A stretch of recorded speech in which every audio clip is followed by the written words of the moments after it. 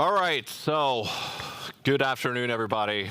So Veli-Pekka Kivimäki, or VP for short, here to talk about open source intelligence. Now, I know it's a difficult slot given that you're going to have that blood sugar dip after lunch now, but I'll try to keep you awake and make some loud noises along the way, so keep you engaged. A little bit about me. So I'm a senior analyst with our Finnish security intelligence service, or SUPO, and that's enough about that. And then also teaching social media analysis and OSINT at Johns Hopkins, and also visiting lecturer at University of Jyväskylä, also on OSINT. I'm a software guy by background, so I spent almost 20 years in the industry in startups and bigger corporations as well. I was also one of the founding members of the Bellingcat investigation team back in the day. No longer involved in Bellingcat as a team, but still talking to the guys, so a little bit of that perspective in here as well. What I wanted to talk about here is open source intelligence overall, so a little bit about what it is, but more perhaps how it can be used and sort of adversarial use of open sources, how we should think about that. Where is the world going with what kind of technologies will be available for utilization in OSINT as well, and the mandatory bit about AI at the end as well. But also, just to get the quotes out of the way, so in order to look at the future, so we're looking at some of the things that are possible already today, just because they're giving us indications about where things are headed, what kind of things will be possible going forward as well.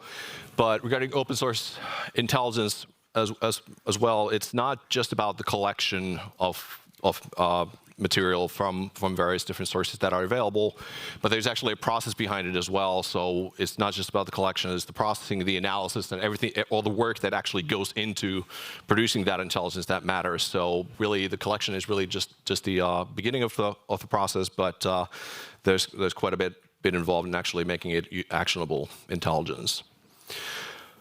A little bit about the semantics. So when we talk about, so I'm a researcher on life history as well, so you'll need to listen to a little bit about semantics and definition of terms and history as well before we go further.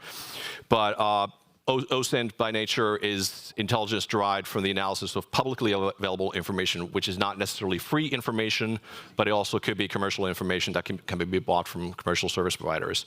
And there's a big discussion about the terminology overall, especially in the human rights space, so because human rights people are wary of the term intelligence. So whether it's OSINT or open source investigation or whatnot, you'll, for example, see Bellingcat avoid the term intelligence as well. So they talk about digital open source investigation, for example. So regardless of what we call it, the methods, tradecraft, tools, et cetera, they're basically the same, so regardless of what it's called, but just to be conscious of the fact that there is that intelligence is a loaded term, and that's why we see that being avoided, especially because it has that government connotation, and also that it's being done for a customer for a specific purpose. So just to recap on the intelligence process, so how we sort of in the intelligence profession think about intelligence overall. So there's usually a couple stages involved here. So like I said, the collection is the beginning, and that's once we do that collection phase, that's when we have raw data, so something that we have to start working with. And really, then it's the processing phase where we start doing something with that data. So whether it's imagery, text, speech, whatever it may be, it requires some sort of processing to understand what exactly it is, or to transform it in certain formats that we can actually take into an analytical environment. So whether that's analytical environments is an analyst desk, or I2 or Palantir, or whatever it may be. But there's always some kind of processing involved before we actually go into the analysis phase, and then we'd start looking at not just what we collected, but what do we already know about the thing that we're actually looking at. And then it's through the analysis that we actually get to the finished intelligence product, whatever that might be. So whether it's a report or brief or whatnot, there's always these different steps in refining that information and analyzing that information. And you'll see these different models: intelligence cycle, TC-PED, target-centric intelligence, et cetera. Always there's this processing of information that's involved in the creation of the products. Now, if we look at where OSINT started, and if we go back into deep history, well, basically since there's been written word, other nations have been interested in what's been written about them. But a lot of this was around printed material, as well as radio transmissions, TV transmissions, etc. And especially around the Second World War is really when structured OSINT activities started with different intelligence organizations. For example, the US stood up its own organizations for actually listening to radio broadcasts coming from across the world. The CIA and the BBC actually collaborated during the Cold War in media monitoring of the Soviet Union, so they had split responsibilities about who was following what, and they were productizing those in reports. And also during the Cold War, the CIA was doing some pretty clever things as well when they were following the Soviet media. So you've seen some of the things that Bellingcat has done these days, analyzing images, etc. But there's this image from 1959 that the CIA picked from one Soviet journal back in the day, and it had this schematic. It was from this Urals electric power system. This schematic that was on the wall, and they actually took that image to pieces that were able to determine based on this image that how many nuclear facilities there were actually in the Urals region and how much power is being fed into those systems. So it's when you combine the expertise in actually understanding what's there in the picture, it can actually give you quite a bit of information about, and perhaps the kind of information that the other side didn't understand that they were actually putting out there in the public as well. But where things really have started changing in a significant manner, and sort of the second generation almost of OSINT has started blossoming, then obviously was when the internet came to play. And what this really did was that up until then, all the content that was being produced into open sources, it was institutionally controlled. So it was media houses, it was book publishers, journal publishers, etc. There always was some kind of an institution involved in actually producing the information, whereas with what happened with the internet was that anybody could be a content producer now. So it really provided a platform for anybody to start creating content, and that really started a big change. And if we now look at where the internet actually is and where the users actually are, and also to sort of understand that what kind of information is out there, is that we actually have half of the world's internet users actually in Asia now, and sort of we actually here fragmented between the North America, South America, Europe, different parts of Europe, much smaller numbers. So there's also quite a bit that's happening in the space. That there's to a degree a divergence happening also with what kind of services are now being used in Asian countries, for example, in social media. So there are very heavily localized services, whereas we might be using our Western platforms, Facebooks and whatnot. Well, nobody uses Facebook anymore. I don't know. Nobody uses Twitter anymore. Pretty soon, I guess. I don't know where we're all going to go. Anyway. What we see is that there's this divergence, and also different levels of control that's also being brought into these different regions. Like we see what China is doing with blocking their internet. We see what Russia is doing with blocking their access as well. So it's quite a challenging environment from that perspective as well. That's how to actually collect information these days. But if we go into what OSINT can be today, what it partially is already today, is that we have the constant stream of social media imagery that's coming in. So it's hundreds of millions of images per day being loaded onto different social media services, and we saw that very clearly with the start of the war in Ukraine. So you had people in Russia who were actually filming everything that was happening there before the start of the war, so you could actually see how all the buildup was happening next to the border. You can see from Google Maps the traffic jam before the invasion as well, because all the vehicles were moving towards the border, and it created a traffic jam on the border, and you can see that on Google Maps. So traffic information is being collected and published. We have synthetic aperture radar imagery available now. So radar imaging that's from space. We can actually track vessels even if they don't want to be seen where they are in the world. We can do RF detection from space as well. We can see transmitters, radios, where they are in the world. Again, commercial service that we can buy. We can find local media from pretty much anywhere in the world. We can go see locally what's happening there. No need to anymore collect the newspapers and do whatever with those, but we can actually go through the internet to the local media, see what's happening, and especially good in some more closed countries where state media might have a big role, but local media is still relatively free, even though we might think it's not, and might give us a better sense of what's actually happening on the ground. And of course, there's everything that's happening on the my God, I'm going to say cyber. I shouldn't say cyber. Everything that's happening on the sort of cybersecurity side, et cetera, and what can you actually do with systems? There's a whole discipline of cyber OSINT now that probing systems, mapping networks, et cetera. So everything that you can do to collect information about systems that's out there is sort of now also in the realm of OSINT. So we have all these different kind of things now under this big OSINT umbrella. So it's really starting to be quite a bundle, and we need to be quite specific about what we're talking about as well when we talk about OSINT, because there's this world of possibilities of different things that we can use for information gathering now for whatever purpose it might be. So why am I telling you all this? So really, it's traditionally where OSINT came from when it came from the sort of military intelligence space, civilian intelligence space. It was really used to assess the operational environment and better understand the adversaries as well.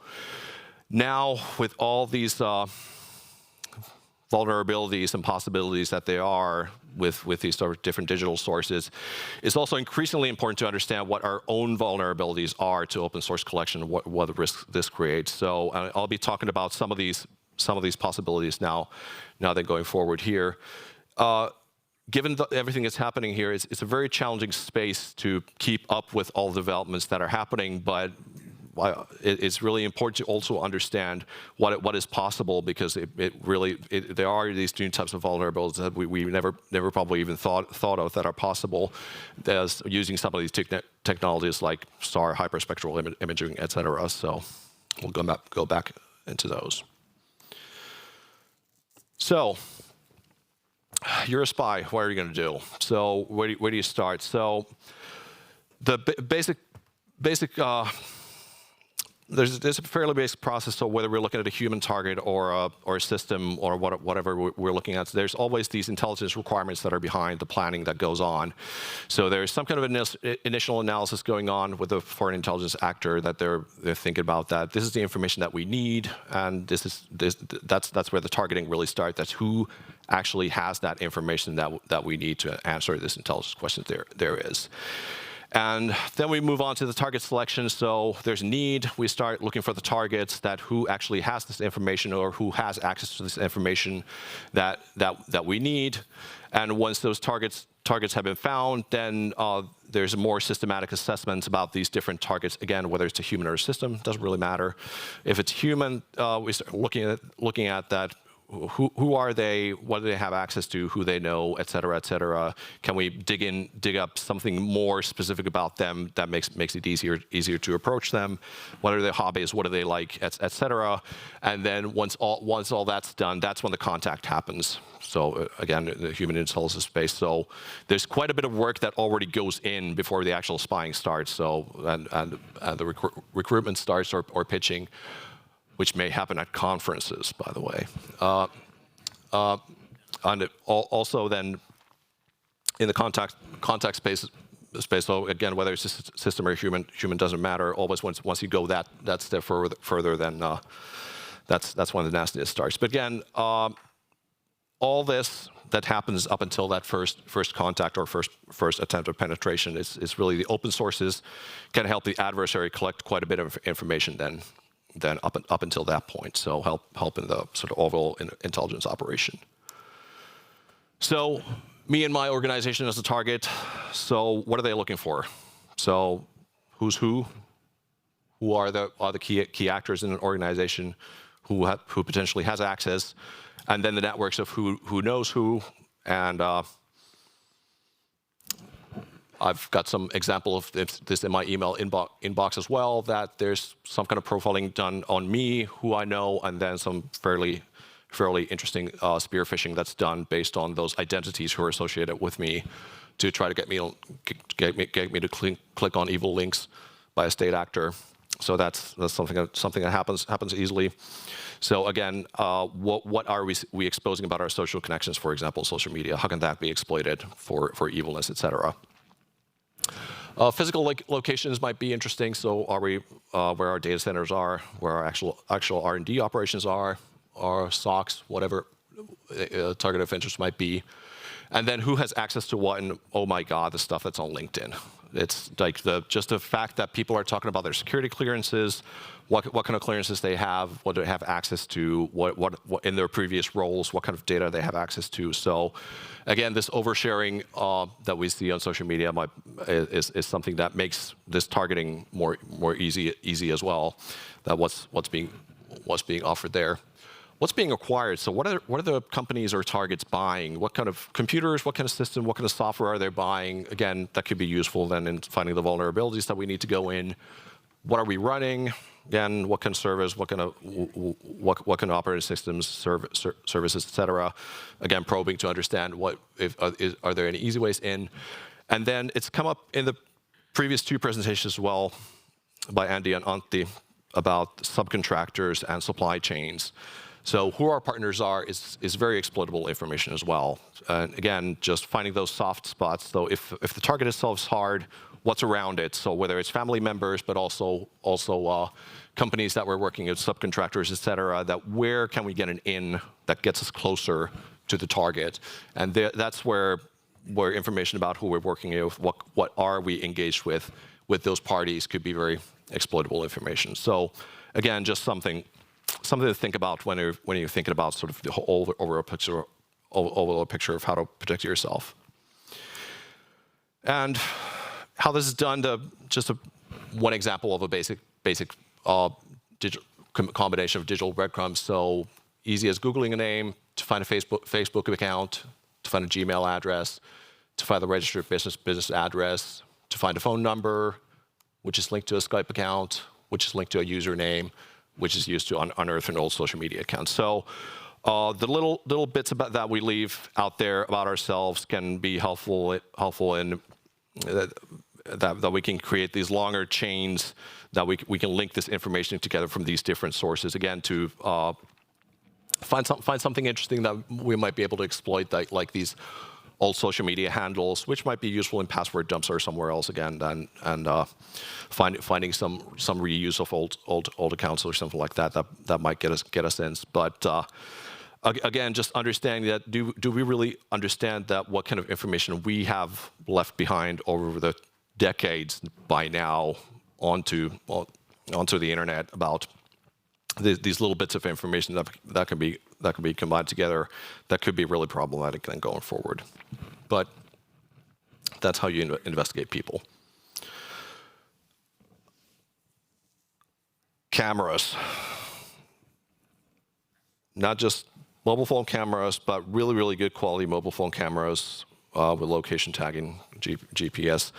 Everything else, the fact that they're connected all the time, we can upload images on an instant into the world. Like I said, hundreds of millions of images going into social media every day. Do we understand that when are we actually being filmed, even at this point? And do we understand where we are visible? How can we be found? There's one example there on the left from Bellingcat. So that's Russian GRU intelligence officer in a wedding photo that's online.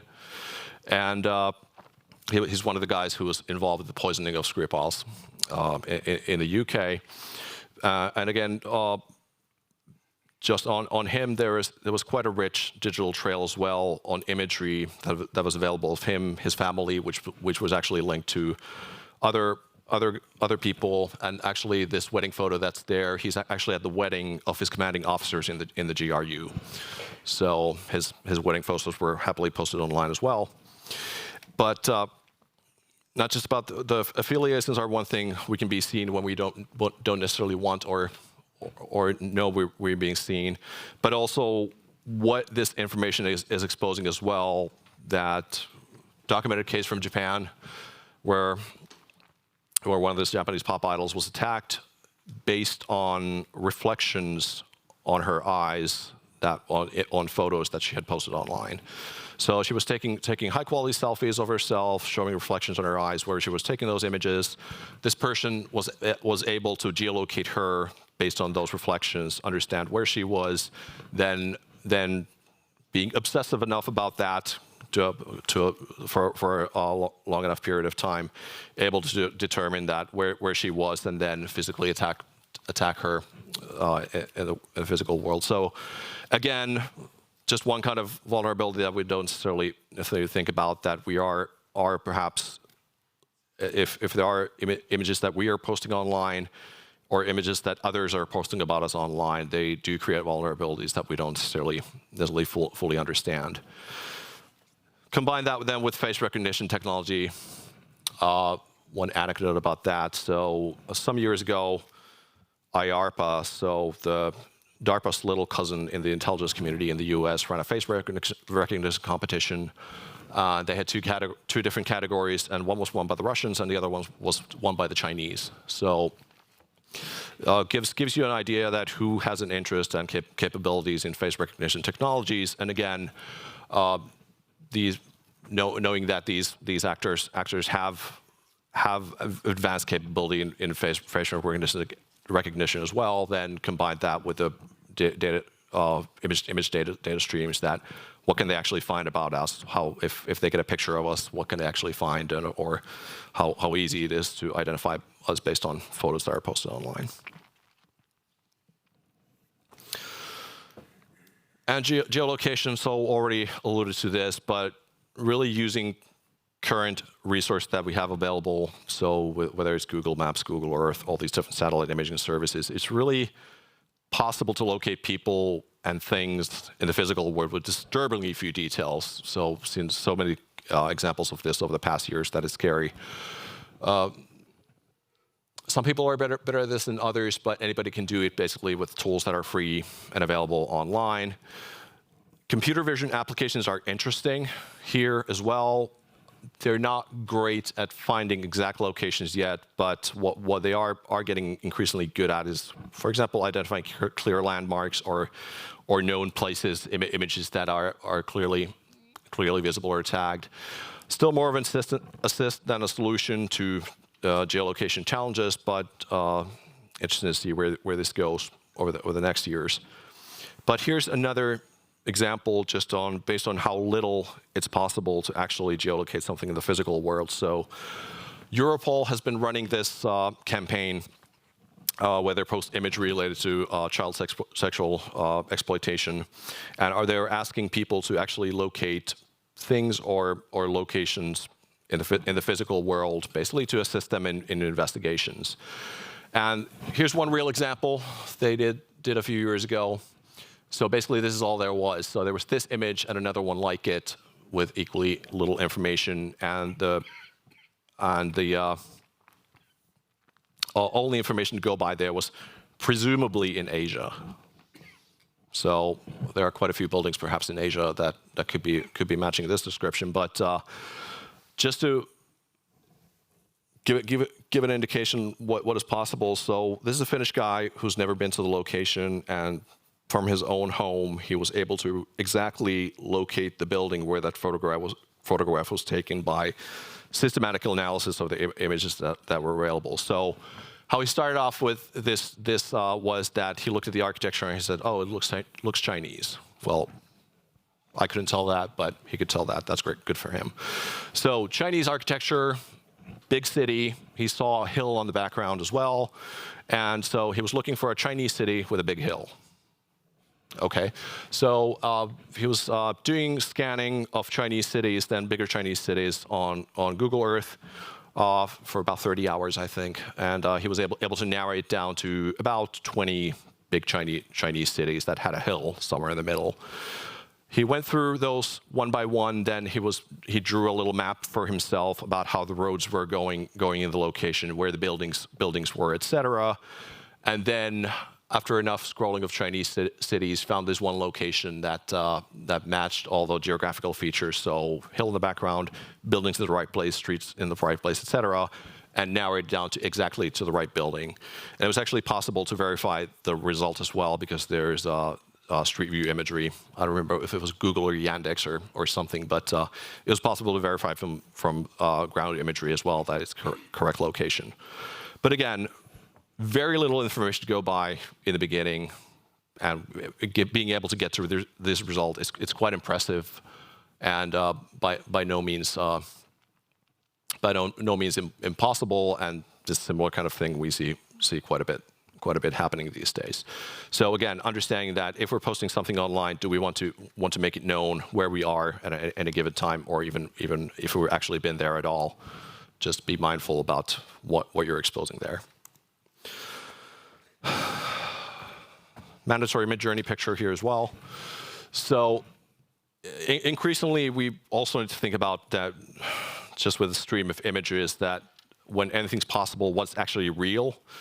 And of course, the malicious use of this as well, that it's because we can blend images now easily as well, then amongst themselves, that what is being created for evil purposes as well, what is real, what is not, something that we need to think about. And really, there's going to be an interesting forensic challenge as well, is that how do we actually develop ways to identify AI manipulated imagery? So this is still a problem that we need to get a handle on, but something that's increasingly going to be a problem as these systems are getting better and better. And it's really remarkable, just in the past year, all the progress that's happened with these generative AI systems with imagery. One of the things that still seems to be hard is you can create unique images of a situation, but it may be more difficult to create several images of the same situation. So from a verification perspective, that's something that I've talked about with some journalists as well, is that's perhaps one good way right now still to determine whether something is real or not. Or if there's no other imagery of that event, then really need to question that. Data leaks. So everything's leaking. So really, this is really getting to some of the murkier areas of OSINT, but still stuff that's out there. And also there are quite interesting cultural differences in this as well. So it's not necessarily just systems that are breached where the data is leaking, like here in Finland we had the Vastaamo case, a very, very nasty one. But then in Russia, for example, it's customary to sell data, so because of the sort of systematic corruption that's in the country. So there are whole databases that are leaking out. There's access that is being sold into databases where you can actually buy information. You can buy passport lookups. You can buy telephone records and things like that. So the amount of information you can actually get on the black market is quite remarkable. And this was really an interesting case that. Because some of these databases that are leaking, they included these GRU officers as well. How it's possible to identify them was that they actually registered their cars to the GRU headquarters. So it's a great way to avoid tickets if you're getting pulled over, if your address is registered to the GRU. So, but again, probably something that they didn't think about as a vulnerability once they were going into this. But again, information that's out there, and if you know what you're looking for, then the sources can be quite surprising there as well. One recurring story that we see as well in relation to these leaks as well is that we have people sometimes working for the government, sometimes working for intelligence agencies, militaries, etc., visiting things that they perhaps shouldn't be visiting from their work network. Their logins on IPs getting logged, then sites getting breached, logs getting leaked, IPs tracked back to the organization's ASN. They're creating quite interesting vulnerabilities here. There's that being able to determine that a person is linked, for example, to a military or a government agency, and seeing them engaged in something. For example, there are examples of this from the Ashley Madison leak. So basically, people who were seeking to cheat on their spouses with other people. Fairly exploitable information, by the way, and also then folks who've been visiting, for example, neo-Nazi forums from their work computers. Also, stuff getting leaked and being linked back to them. So, this is really something that seems to be a recurring pattern that people don't still understand basics of what kind of trails are they actually using. Which is great if they're bad guys and we want to catch them. That's absolutely great, fantastic. Keep on doing that. But if we're trying to protect our people from exposing themselves something to think about. That how do we educate them about this risk? And the things we've seen online, my God. So just during COVID, especially as people were working remotely, just the amount of laptop photos that were going out there with those little stickers on computers identifying the workstations with all the workstation IDs, all the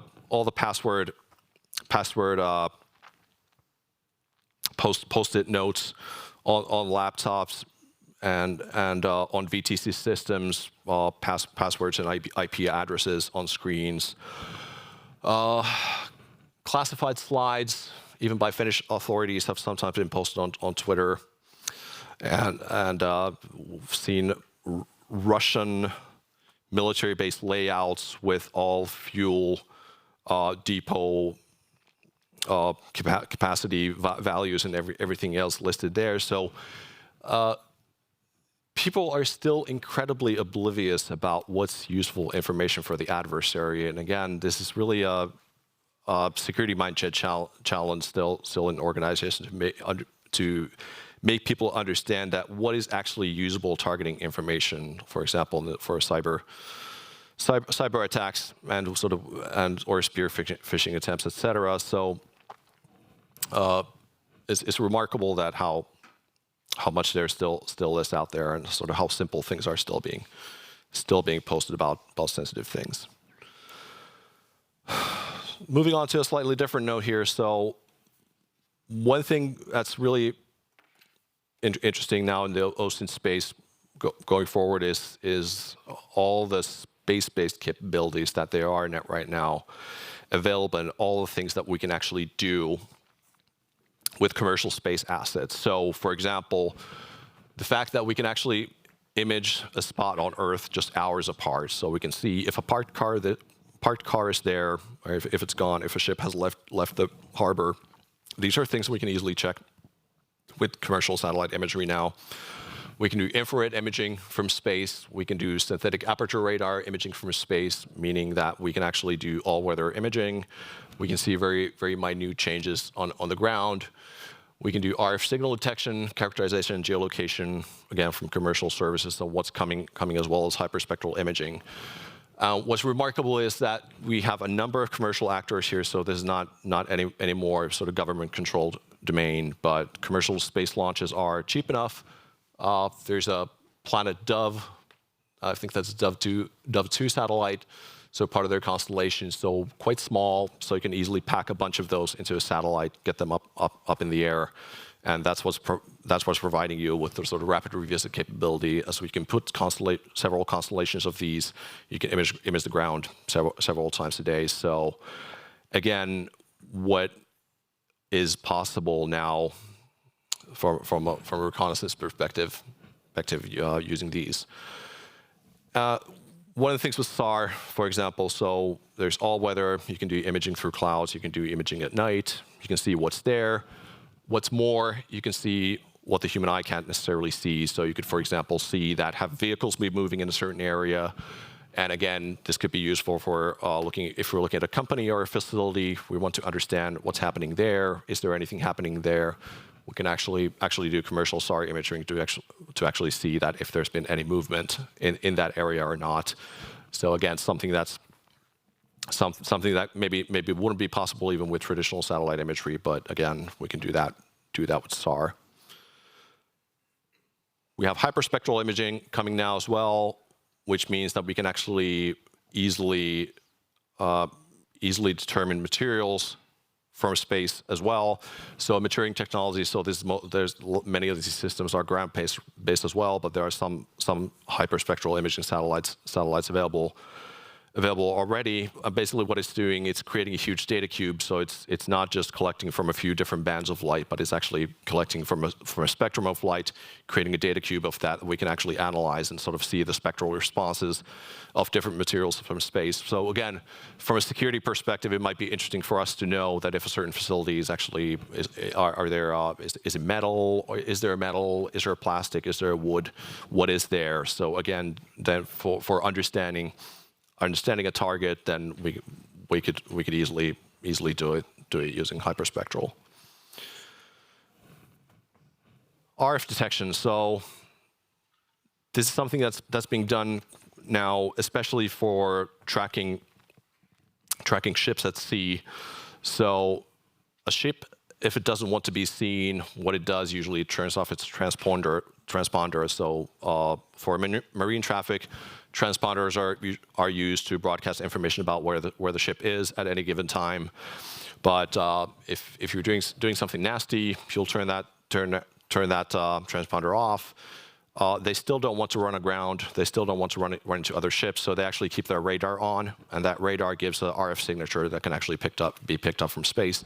So even if they're trying to be dark, then they can be picked up on this. But what can be also done is that we can actually pick up radios as well. So if we want to pick up transmitters on Earth, if we want to characterize data links or something like that, we can actually do that now using commercial capabilities from space. So we don't actually need to go there. We can actually do this as a commercial service. So again, this opens up quite a bit of interesting possibilities again from the threat perspective. So what I was telling you about this is that we also need to understand the reconnaissance and surveillance potential that OSINT has these days, because it's increasingly giving us the possibility to understand patterns of life. So something that was not possible previously because of the information was more scarce and perhaps slower available. But now since we are in this space where information reaches us in seconds from ground, from space, and if we actually combine all this together, if we need to understand the patterns of life of people or places or things, then that's becoming increasingly possible. And we can do structural mapping, which for physical security purposes or adversarial purposes. And one of the things that you can do with synthetic aperture radar satellites as well is they can actually penetrate light covers. So even if you try to cover something up, you can actually see through it for light coverings, so tarps, etc. So again, something that we're trying to conceal might actually be visible. And then this emission detection and profiling, so picking up RF signals on ground, it's something that can be done. And there's some fairly interesting use cases about border surveillance and then also profiling some push-to-talk radios in the Middle East in the hills. Some of the commercial use cases I've seen. Where this leads is that I do quite a bit of briefing about operational security and personal security for authorities, etc. And there's these two things that we need to think about. There's protecting the organization, the OPSEC piece, but there's also the personal security, so protecting the people. And these images and things, et cetera, are more about perhaps protecting the organization, but then the social media vulnerabilities and everything else is more about the personal security. And where this really gets complicated is that it's not, if you're an organization, the vulnerabilities can actually materialize through the personal lives of these people, how they conduct themselves online, how they present online, what kind of information they post on LinkedIn about what they do, etc. So it's the personal online presence that's creating these vulnerabilities, and you really need to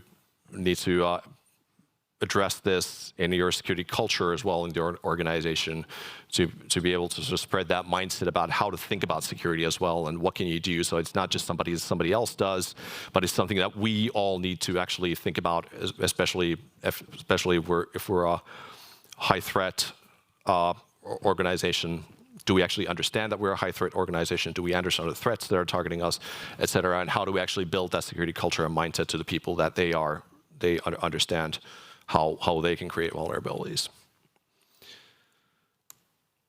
It wouldn't be a presentation this day unless there was some reference to ChatGPT as well. So you're probably already seen that what kind of adversarial cases there are. So yes, it's trying to be nice and try stop you from doing evil things. it doesn't take a whole lot of social engineering to get it to do what you want. So you can social engineer the robot to actually do social engineering for you. So again, if you combine this with some other technical pieces, so we're pretty close to getting good quality AI, adversarial AI systems that can actually do simple interactions and social engineering, which might be useful also for spear phishing, etc. So again, fairly good conversation, fairly good attack models that they're able to come up with it based on what they have right now. But more down to earth, what I've personally found more useful here is that there are fairly mundane tasks, OSINT-related tasks, so really coming to the OSINT processing. So I have a stream of information that I need to do something with. I need to convert the format, etc. So it's fairly easy to do quick scripts for something that you would have taken me maybe half an hour of Stack Overflow searches and combining code, etc. Fairly quickly to do now with GPT-4. In this example, I did one Excel processing thing on a problem. So it took 5 tries to actually get a working script there, and it actually needed to debug the design flaw out of it. But on the 5th round, it went perfect and worked under 15 minutes. And again, just made my life easier and less time spent on something mundane. Whereas the AI applications fitting in the OSINT space as well is that, or where I don't see them fitting in is humans really still are creative. They understand context, subtleties, and they're able to exploit different vulnerabilities in a more effective way. Whereas the different AI apps that are, yes, they can make the analyst more effective. They can be good at finding things, processing things, interpreting things. For example, looking at an image and seeing what's there, whether it's a norppa or Baltic ring seal or something else. But this is, I think, where the biggest potential right now with these different applications. But there's really no replacement for the human analyst for putting together the context, understanding the complexities of situations, etc. It's where these apps are useful as well is finding patterns in massive data, but also they could be interesting also for diluting data streams or breaking patterns as well. In the VB script example that I did, what ChatGPT did, it actually refactored the code once when it was trying to debug what was wrong with it. So I was trying to get ChatGPT first to debug the code.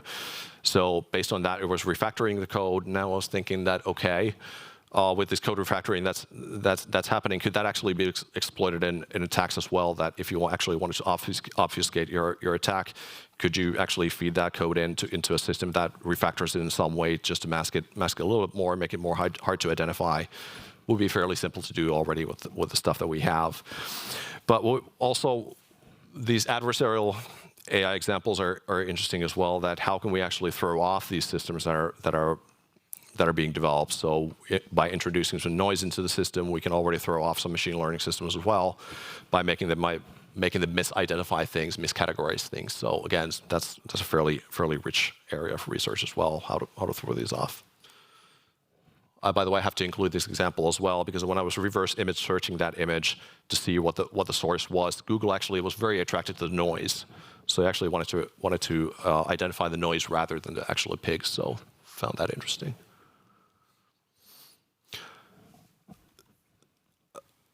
Whereas sort of intelligence business overall has been government dominated in the earlier decades, really what we're seeing now is that everything that's happening in this space with machine learning, AI, big data systems, everything else, we really see the private industry now being the innovator and really pushing the boundaries in many areas. And we see governments recognizing this already. So we see the US is buying from commercial imaging companies on SAR.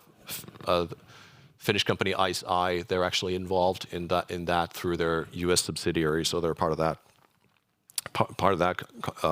contest. We see the Google working with Pentagon. We see the British intelligence adopting Amazon. And so it's really a big recognition of where the expertise with these big problems lies now, and just the understanding that governments are starting to have about this and adopting these technologies as well. And a fair amount of research funding going in as well in developing these big solutions. So really, the private industry is in a big role then pushing intelligence data science, but also I would say the open source applications of that as well going forward. Where my bottom